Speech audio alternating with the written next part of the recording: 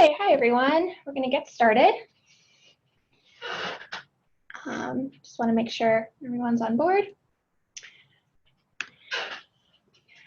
Great. So my name is Katherine Holt, and I'm the community manager at Fullcast.io.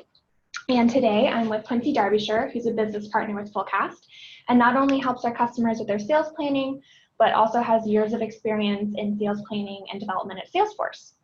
So we'll first start with an overview of our meetups. Here's our information. So here's our agenda. So first we'll start with an overview of our meetups and what we've been up to. And then Quincy will take us through an overview of the 8 steps in sales planning. And next we'll dive deep into the 4 steps that were most commonly discussed and asked about in our meetups. And then we'll wrap up with your questions at the end. So you can ask questions by typing into the Q&A box at the bottom of your screen, and feel free to ask questions at any point in the webinar, but we'll wait to cover all your questions at the end. So we're here with Fullcast, which provides software for sales planning and CRM policy automation for organizations seeking to maximize the performance of their sales operations team. So today's webinar is a recap of our meetup series on sales planning. We first introduced this sales planning workshop at our Sales Ops Growth Summit in February in San Jose, and we did that with the help of Salesforce's Vice President of Strategy. Then we repurposed this to be a discussion-based meetup that we hosted in New York City, Boston, San Francisco, and Los Angeles. We hosted over 150 people, and we had a blast talking about sales planning and getting perspectives from a bunch of different companies from all industries and sizes. So it was a really fun opportunity for us. And we wanted to host this webinar for those of you who couldn't attend our meetups in person, but still wanted to hear what we covered and ask any questions about your go-to-market plan. So that's an overview of our meetups, and I'll pass it off to Quincy to take us through the 8 steps of sales planning. And again, feel free to ask questions at any time. Awesome. Thanks, Katherine, and welcome to all the folks who are on the webinar. I'm excited to field your questions as these come in. Before we jump into all the different steps, we really want to level set on the importance of sales planning. And sales planning really defines growth-oriented companies. It's how you figure out essentially how you're going to get to your plan in effective, efficient ways. So we want to talk about what the value is, what the goals are, and what's best in class. The value specifically is it helps drive key decisions and it helps execute on corporate strategy for the year ahead. Goals, it's all about trying to meet or exceed annual sales targets, leveraging prior year decisions to accelerate the business, and essentially set up the right structure so that you continue to grow quickly as the year progresses. And then this is our experience of what's best in class. This was done in collaboration with a number of our customers and also Salesforce.com. Transparency and collaboration with management is always the most important thing. This is very much a process, sales planning is, and making sure that you have all the stakeholders aware, bought in, and knowledgeable about the needs to execution is critical for success.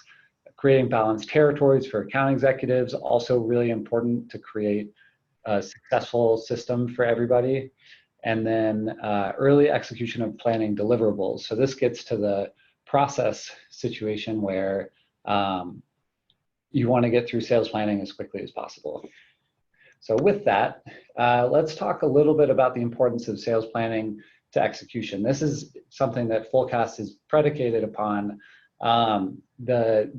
This planning process at the end of the day is all about execution, and it's a process that then occurs with that in mind. You have to come up with plans that are realistic, plans that are executable, and sometimes it's challenging. It's actually one of the steps that we'll talk about, but this link is incredibly hard, and so consider that as we go through. All right, so 8 steps in sales planning.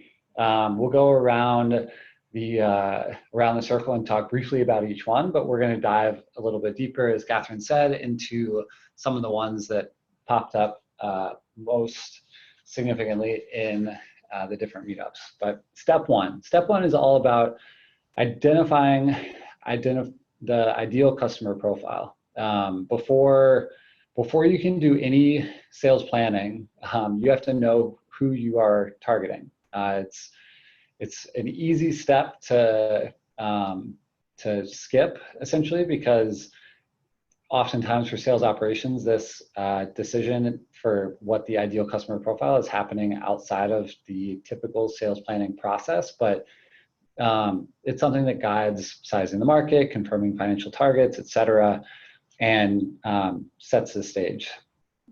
Then you go to sizing the market. That's going to help confirm financial targets. Then with financial targets, you determine capacity needs, carve your segments and territories, finalize quota, implement decisions, review performance, and it circles back around. This was where we spent the majority of the time in the meetups. We had some really interesting discussions. It was kind of interesting to see how different companies of different sizes and geographies think about each one of these steps. And we're going to go through each of them after this, but the ones that we're going to dive really deep on, the ones that resonated a lot with our customers, were 5 through 8. So carving segments, finalizing quota and compensation, implementing decisions, and reviewing performance. That said, if you've got questions about 1 through 4 as we go through all of them, please chime in. We'll be happy to talk a little bit about it as we go through. So we'll start with step 1. But actually, before we do that, let's talk a little bit about the timeline. So you'll notice a couple of different things here. One, you'll see the numbers that were on the previous slide are now laid out in a timeline where 1 leads to 2, leads to 3, leads to 4, and there's some overlap in terms of how those steps relate to each other. You don't necessarily go specific from 1 to 2 to 3 to 4. 3 and 4 might happen at the same time. That said, this is a timeline without a time. There's no indication across the top about how long sales planning takes. And that's because different companies will take longer to do sales planning. It might be 8 days, it might be 8 weeks. For the cases of really large corporations like Salesforce or Google or Microsoft, sales planning actually can take and does take up to 8 months, which is a crazy thing to think about, but there are lots of moving parts in those large corporations that extend the planning process. That said, the order with which you go through sales planning is the same: 1, 2, 3, 4, 5, 6, implement decisions, 7, and then review performance before cycling back around. So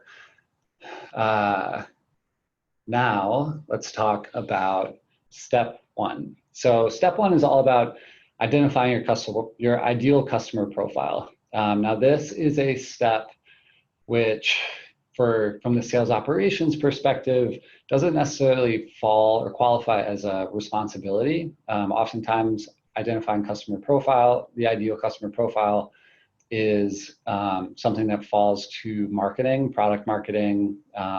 Really, it should be an entire corporation's decision, but it is something that sales operations should be involved in, full stop. Sales operations is in a terrific position to support identifying the ICP, where metrics come into play because sales ops owns the metrics. You understand what close rates are for different segments, what deal sizes are, what sales cycles are like. Because you sit in between, because sales operations sits in between the sales team and the marketing team and the other functional groups within the company, sales operations can have a significant impact in identifying the ICP. What does the ICP look like from sales operations standpoint? So we were hosted generously by Twitter in New York, and so we thought it'd be fun to put out a potential ICP for their company. And you'll see over on the right, it shows Twitter's ICP as including the industry, size, location, and buying personas of Twitter potential customers. With industry, it looks at specific advertising agencies and marketing consultants. They want to have a certain size. They target 100+ employees or $100 million in revenue for these advertising agencies or marketing consultants. We put that they were just in the United States, but they may have other teams outside the US that are that they're selling to for particular products, and so that might change. And then there are buying personas that are associated with the sales process. So Twitter may see the CMO, the director of digital marketing, and the CFO all within the sales process. So why is this important?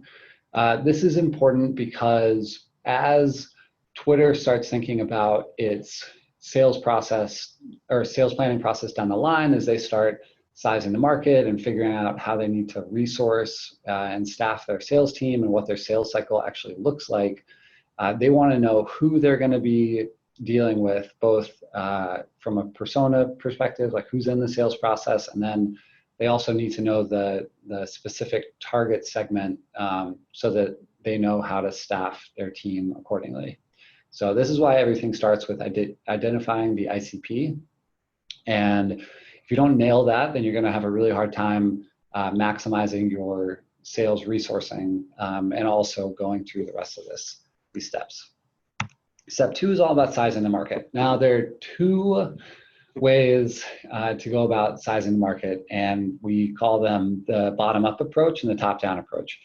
The top-down approach centers around using external market analyst data, where you are maybe bringing in a few different sources that show the amount of your target ICP in that's spending on the products that you're trying to sell. Maybe in the tech space, a couple of external market vendors might be Gartner or Forrester. They'll put out annual reports that show that $100 billion is spent on this particular product per year by these particular companies. And with that, you can start making some assumptions and bring it down to an estimate of how much is spent on your particular product. The other side of things is the bottoms-up approach, which is all about figuring out from the number of, looking at the number of companies that exist and the amount that each particular company is going to spend, and then aggregating all of that from the top. So with these 2 different approaches, you can size the market to something that that your sales team can or should target. And we gave another example of Twitter, specifically on the bottoms-up side of things, where they're looking at the dollar of sales per their ICP company and the number of companies that fall within their ICP. Specifically looking at the dollar sales per ICP example, they look at market opportunity multiplied by propensity to buy, where they might look at the percentage of total revenue that a company spends on advertising, and then they look at their historical success in selling to companies like that to come up with a number where their sales team can actually sell into. So this is a pretty quick example of market size. If folks have questions, feel free to ping them in. And understanding that there's a lot of detail around sizing the market and a lot of I guess art and science to it too. So after sizing the market, it's all about confirming financial targets. So similar to the ICP, defining the ICP, financial targets sits outside of traditional sales operations responsibility. Financial targets are a finance responsibility. Finance is going to set your overall company revenue targets, and they're going to say, we need to grow 40%. And that's the decision that they make. But similar to defining the ICP, sales operations has a lot of influence in this particular step, and requires and should be involved in the process, because this is another very metrics-driven process, and sales operations has the numbers from the sales side of things and can really understand both from a sales performance standpoint, and then also looking back to step number 2, a market sizing perspective, how effective or how realistic, I would say, a financial target would be.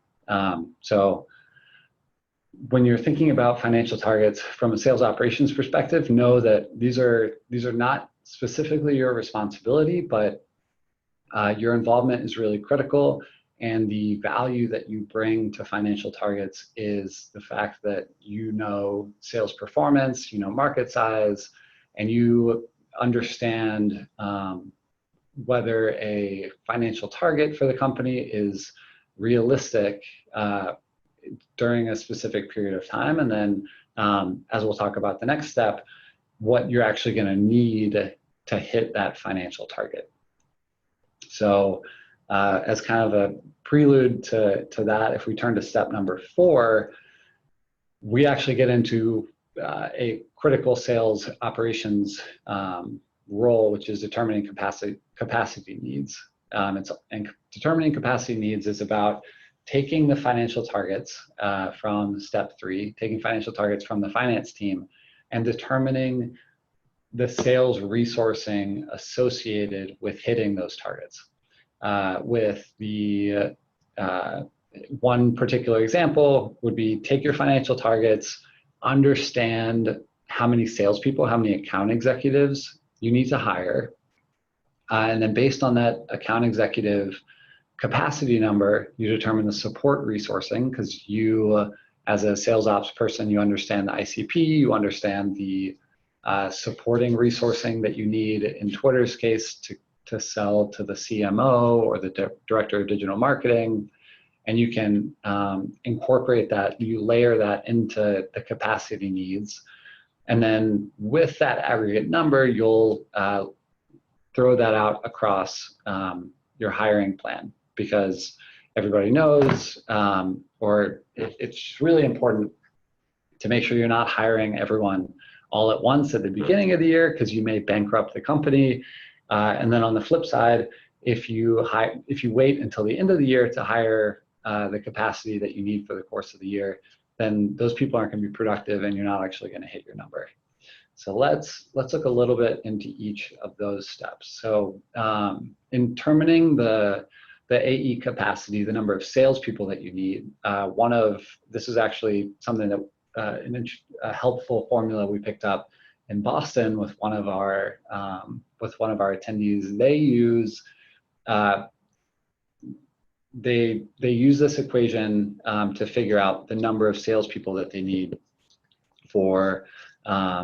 to hit the financial target. So look at the number of returning salespeople and multiply that by the average sales productivity that they've had historically, and then they will add the number of estimated new salespeople that they need multiplied by the average new hire productivity. And so there's going to be an assumption on the average new hire productivity. They'll have numbers for all of the other inputs, financial targets, returning salespeople, average sales productivity.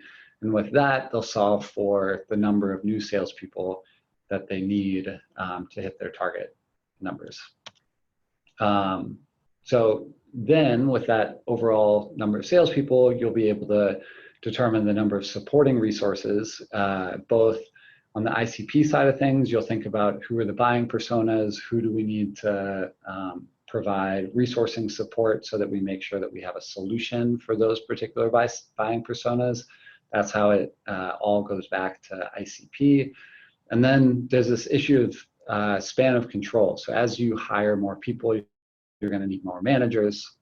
If you double your sales team, you may need to more than double your sales manager team, because you're going to input layer in an additional management layer. So considering span of control is also going to help you determine your supporting resources to determining your hiring needs.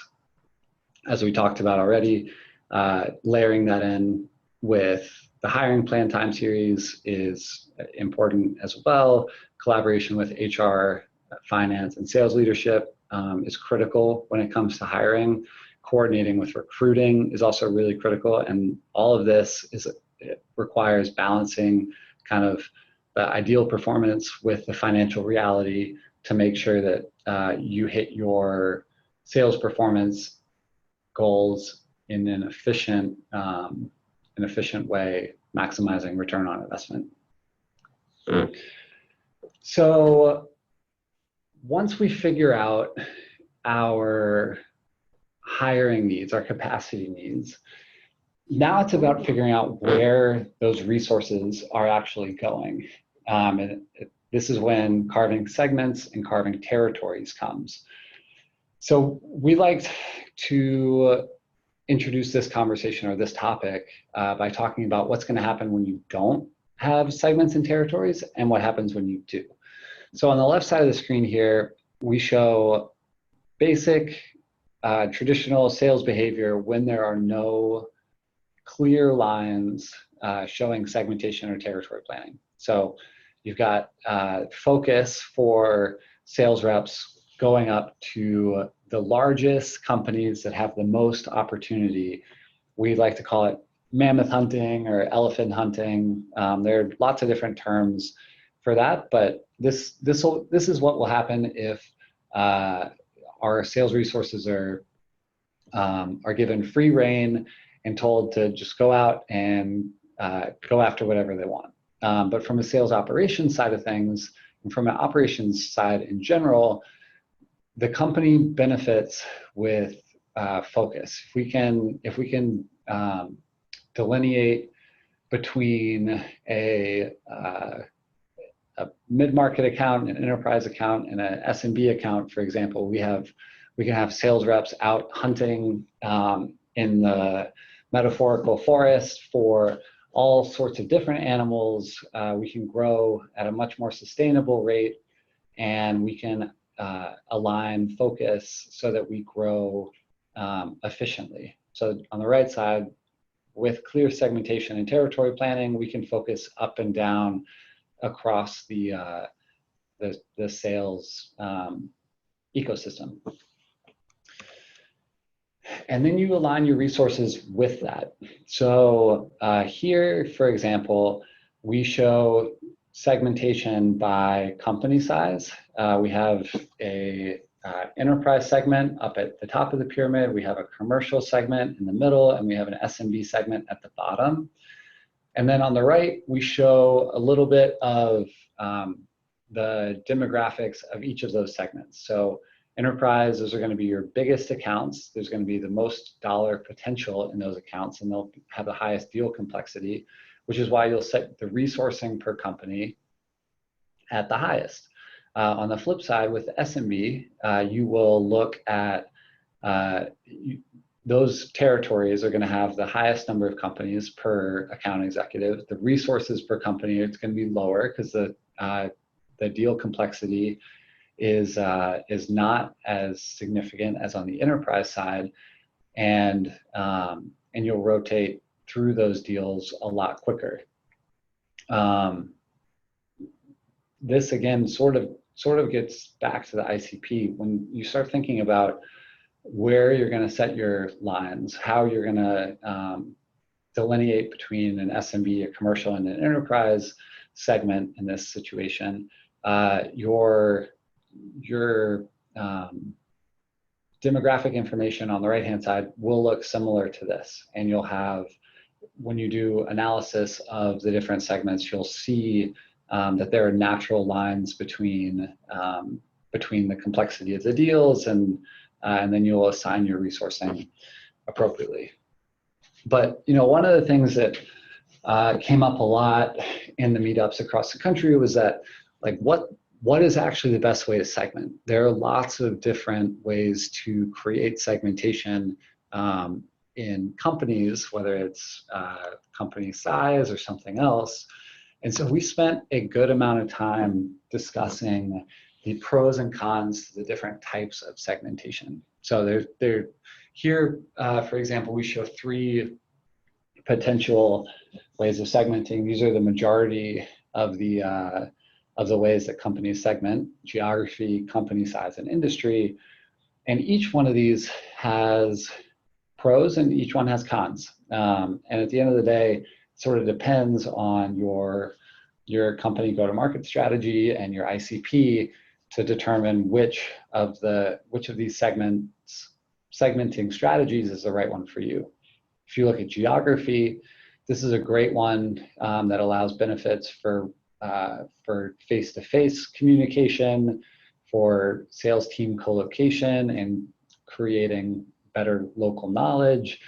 But there are some drawbacks around cost because you have a lot of travel involved in doing face-to-face communication. There are some microeconomic trends associated as well. Maybe the Northeast just geographically is going to struggle compared to the Southeast, for example. So geography might not be the best thing for your company. Maybe you want to do company size. This is going to allow for a lot of scaling of resources. You can create different sales cycles and sales processes for different segments, and you can really allocate your resourcing that way, which could be really helpful if you are selling to companies of different sizes, and there are natural differences between sales cycles for those companies. However, there can be some greater upfront expense and some delayed bookings benefits if you have, say, an enterprise segment that has really long deal cycles, and you have to get a lot of people ramped up. That segment itself might suffer while you're working that way. And then there's industry as well. Help speak the customer language. You can have alignment with product teams, but sometimes there's unclear customer to industry mapping, like is Amazon retail or tech, or you have all these fintech companies now, are they finance or are they technology? Industry can also be a challenge when it comes to getting the right resourcing and finding the right people to take over specific segments, because now you're looking for salespeople with specific industry expertise, and the ramp time for those folks can be a little bit longer. So this was something that was a hot topic in the meetups because everybody had a different opinion. And really, sometimes at the end of the day, there's no perfect silver bullet, because you can do it by geography, but if you're not resourcing in the right way, then your geographic segmentation is gonna suffer. Same goes with company size and industry. So that's that. But one thing that we talked about that is sometimes helpful to identify whether or not segmentation is working, or whether or not there should be a new segmentation, is this idea of coverage percent. So this is a metric that I've used a lot with customers here at Fullcast, and then as a big one at Salesforce when I was there and still is. This shows you where people are actually focusing. Where are we creating opportunities on sets of accounts? Where is the sales team spending the majority of its time? And this can help sales operations folks identify low coverage areas that could potentially turn into new segments. I'll give an example. So in one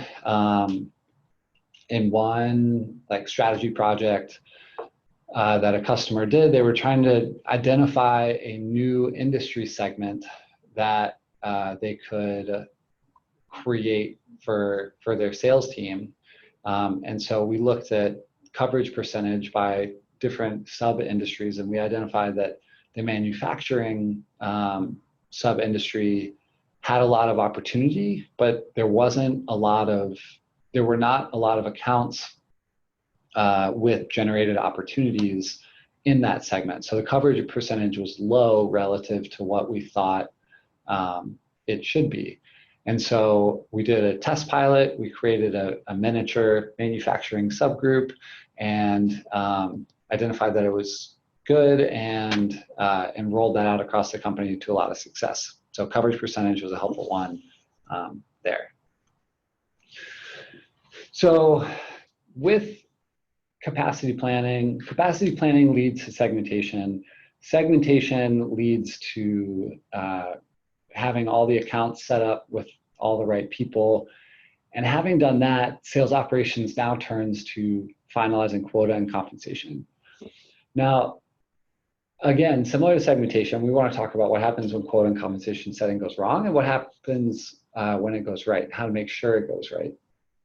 So when quota compensation goes wrong, you have a couple of comments here that show potential situations that will arise. You've got salespeople complaining about unrealistic quota because it's sales quota, it's supposed to be unrealistic.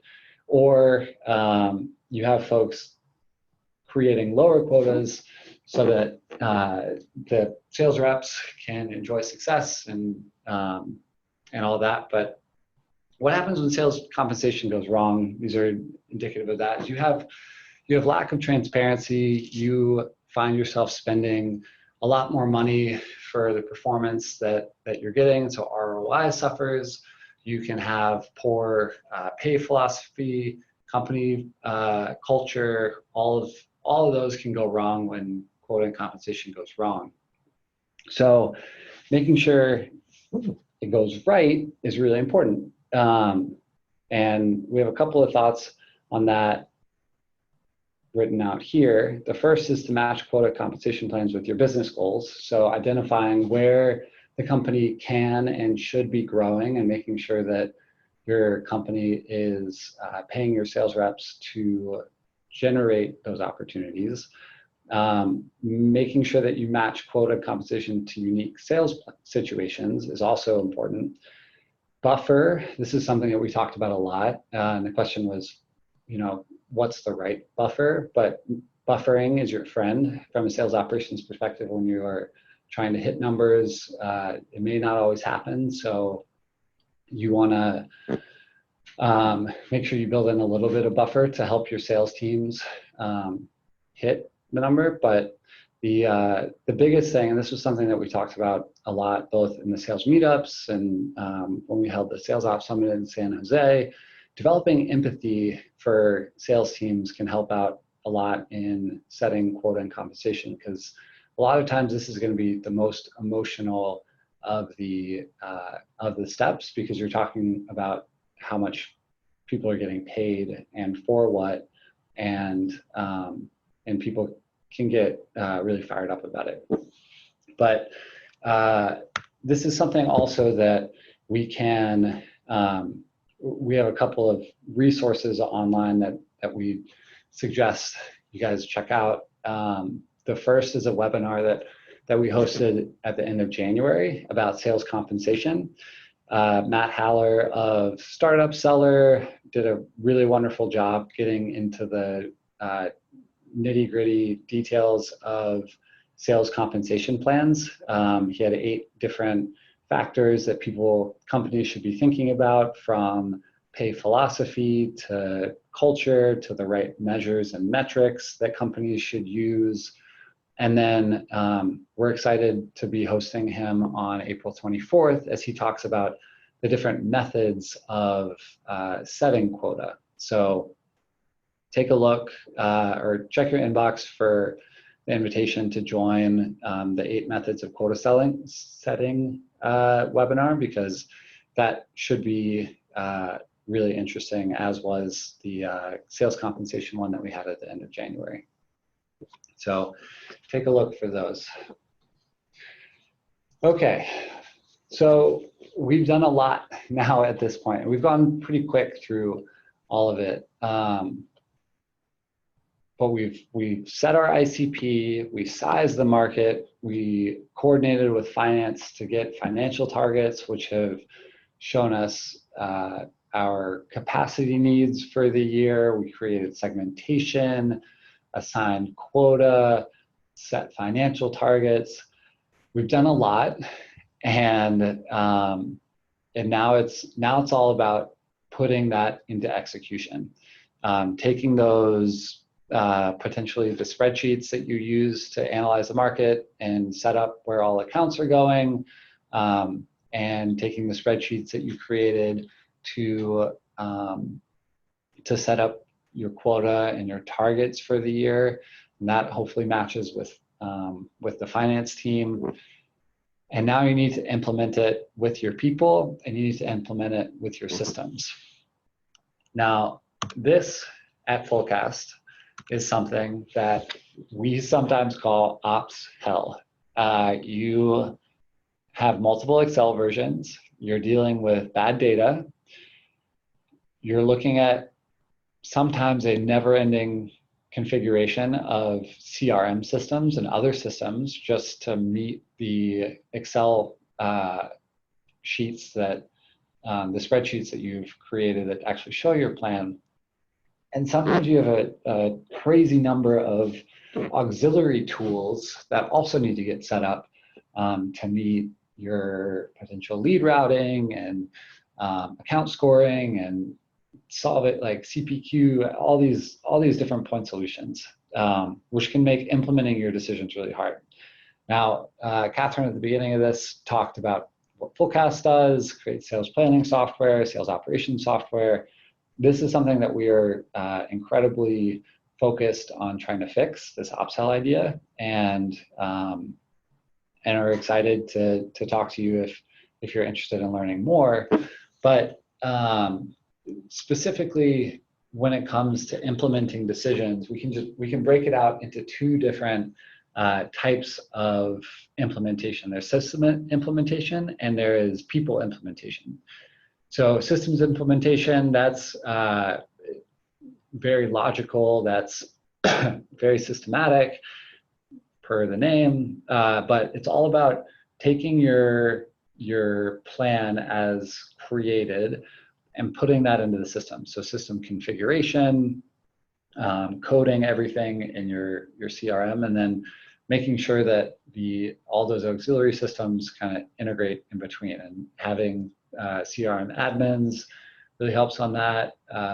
And there's a lot of documentation required here to make sure that they're good living, breathing documents to show what the system is, how your systems are configured so that the people can use it. And then on the people side of things, communicating early, communicating often, and we put this this book that Fullcast actually recommends called Nonviolent Communication. It's all about taking the emotion out of the sales planning process and making sure that this change management that's happening in sales planning is happening with a thought to the process improvement, to the strategic improvement, and the goals of the company. So potentially a good book, but the main thing to think about is that when you're dealing with change management happening at companies, when you're dealing with implementing these the new sales plan, making sure that you're taking the emotion out, it can be really important.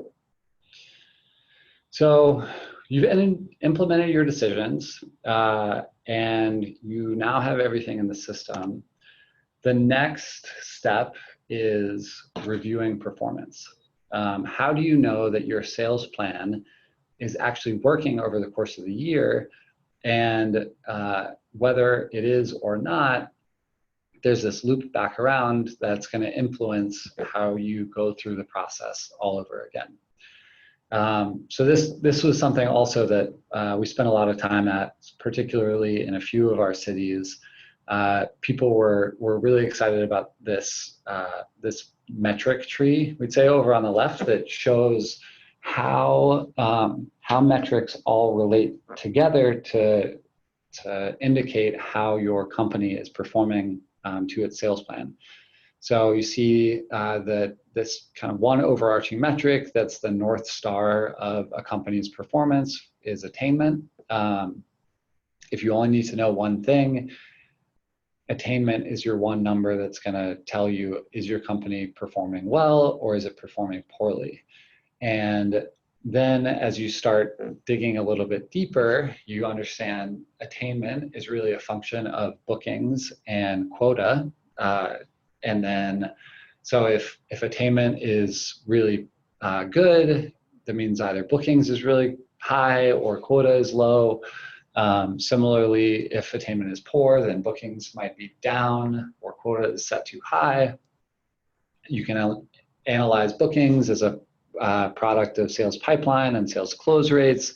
Sales pipeline is opportunity amount and the quality of the sales pipeline and so on and so forth. So one of the key suggestions that we have around reviewing performance is to always have one overarching metric that's a North Star for company for performance health.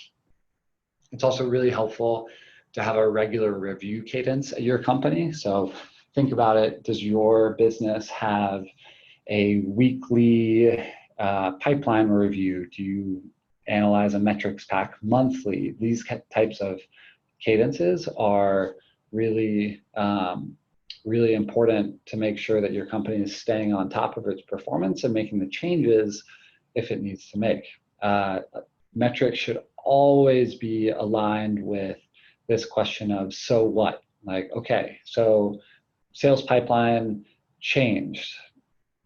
That's an interesting observation, but so what? Sales pipeline changed and we have to do this. This is bad, so we have to make this change. And then final suggestion is don't underestimate the qualitative data from your sales team. So sales operations sometimes can be completely surrounded by numbers, and those numbers are going to tell potentially one story, but there may be other information that you can get from your sales team, and as a result, you really should talk to them about what you're seeing. I can think of a couple of times personally, actually, where the numbers showed one thing that I thought to be true, but then speaking with the sales organization about it, I identified that there were a couple of other issues that may have influenced it, and so we were able to layer that additional insight into the business, and we made a slightly different strategic change. So always think about the qualitative data that you can get from your sales team when it comes to reviewing performance. So that took us all the way around. We went from step 1 to step 8. Here we did it in 40 minutes.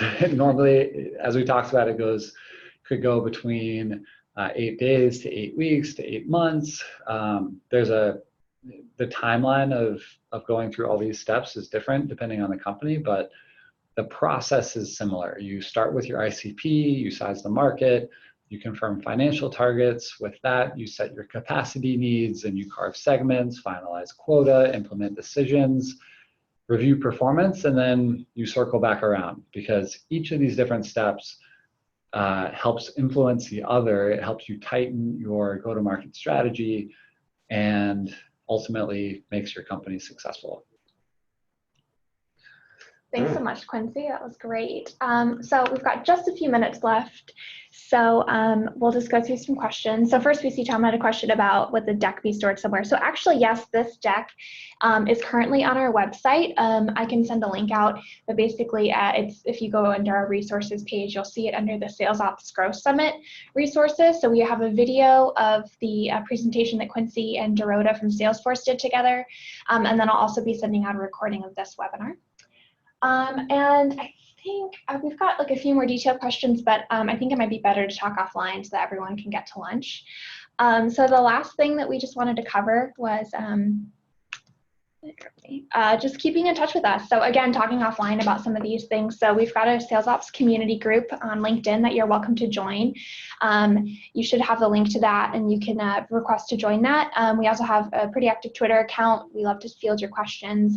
And then if you've been involved in any of our past events, then you'll have access to the Growth Ops community app, but I'm also happy to send that link out to anyone who's interested. I'll give you our email addresses. So Quincy is our business partner here. He's happy to talk through some of the tactical things that Fullcast is working on.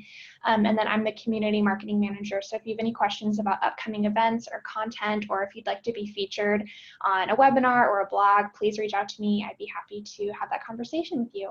So thanks so much for coming, and we look forward to seeing you online again soon.